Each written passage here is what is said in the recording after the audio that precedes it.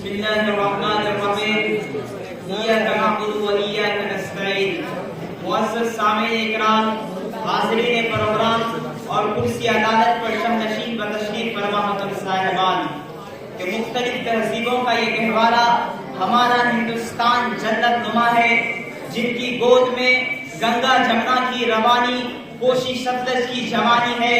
لال قلعہ اور جامع مسجد کی مضبوطی اور پاکیزگی ہے، اونچے اونچے پہاڑ، منموہن جھیلیں اور آبشار جھرنے ہیں، جس میں مختلف مذہب و ملت، دین و دھرم کے ماننے والے رہتے ہیں۔ کوئی ایک خدا پرمیشور کی عبادت کرتا ہے تو کوئی سینکڑوں دیوی دیوتاؤں کے آگے سر جھکاتا ہے، کوئی پتھروں کو پوجتا ہے تو کوئی درختوں کے سامنے اپنا سر تسلیم خم کرتا ہے۔ اسی دھرتی نے بڑے بڑے باپوؤں کو جنم دیا ہے، ہزاروں تاریخ ساز علماء صلحاء کی پرورش و برداشت کی ہے، اور تہذیب و سائنس کا اعلیٰ معیار دیا ہے۔ مجھے اس ملک کے ذرے ذرے سے پیار ہے، اس کی مٹی اور سبزے سے پیار ہے، اس کے اونچے اونچے پہاڑ، منموہن جھیلیں اور آبشار جھرنوں سے پیار ہے۔ اس کی عصمت و عفت کو ہم اپنی ذمہ داری سمجھتے ہیں۔ میرے بھائیوں، جب ہم ہندوستان کی تاریخ پر نظر ڈالتے ہیں تو ہمیں پتہ چلتا ہے کہ ہمارے اکابرین نے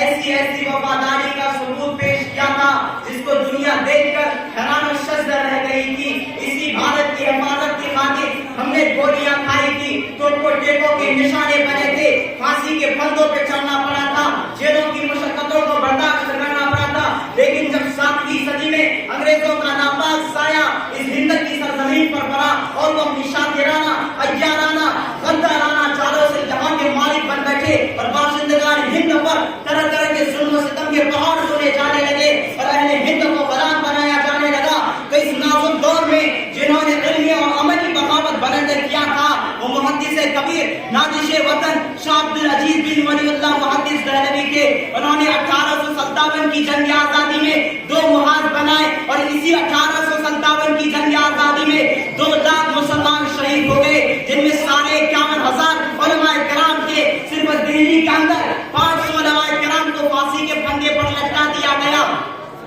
اور 1861 میں انگریزوں نے 3 لاکھ قرآن کریم کے نسخے کو جلا ڈالا۔ چنانچہ انگریز مورخ ٹامسن لکھتا ہے کہ 1864 سے لے کر 1867 تک ان 3 سالوں کے اندر انگریزوں نے 14,000 علماء کرام کو تختے دار پر لٹکا دیا۔ دہلی کی چاندنی چوک سے لے کر پشاور کی جامع مسجد تک کوئی ایسا درخت نہیں تھا جس پر علماء کی گردنیں نہ لٹکی ہو، اور لاہور کی وہ جامع مسجد جس کے ٹن میں انگریزوں نے پھانسی کا پھندا بنایا تھا، ان میں ایک دن 80 علماء کرام کو پھانسی دے دی جاتی تھی۔ چنانچہ آزادی کی ایک طویل عرصے کے بعد 2014 میں ایک ظالم پارٹی کا لیڈر اقتدار میں آیا اور وہ اپنی دور اقتدار میں ہندوستانی عوام کو آپس میں لڑا کر ہندو مسلم کے درمیان نفرت کی دیوار کھڑی کر کے حکومت کر رہی ہے اور مسلمانوں کو حقارت کی نظر سے دیکھ رہی ہے۔ ان کو مٹانے کی کوششیں کی جا رہی ہے، ان کے مساجد و مکاتب، محلات و قلعات، مقامات مقدسہ اور آثار قدیمہ پر ناجائز قبضہ کیا جا رہا ہے، جبکہ ہمارا سنویدھان کانسٹیٹیوشن آف انڈیا آرٹیکل 15 میں کہتا ہے the state shall not discriminate against any citizen on grounds only of religion, sex, caste, place of birth، کہ دھرم، نسل، ذات کے نام پر کوئی بھید بھاؤ نہیں کیا جائے گا اور ہندوستان کے مساجد و مکاتب پر ناجائز قبضہ نہیں کیا جائے گا،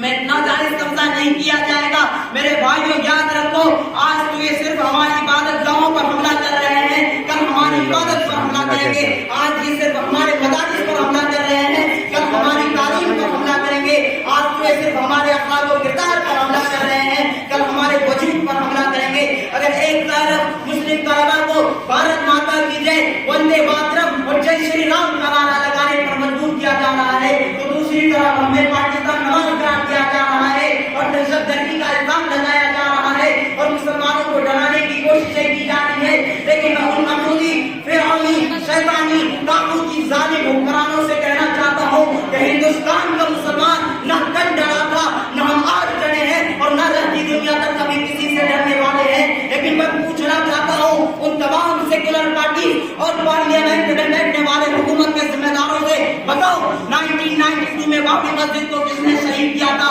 راجیو گاندھی کو کس نے مارا؟ اندرا گاندھی کو کس نے مارا؟ مہاتما کو کس نے مارا, جامعہ ملیہ اسلامیہ پر حملہ کس نے کروایا. وآخر دعوانا الحمدللہ رب العالمین.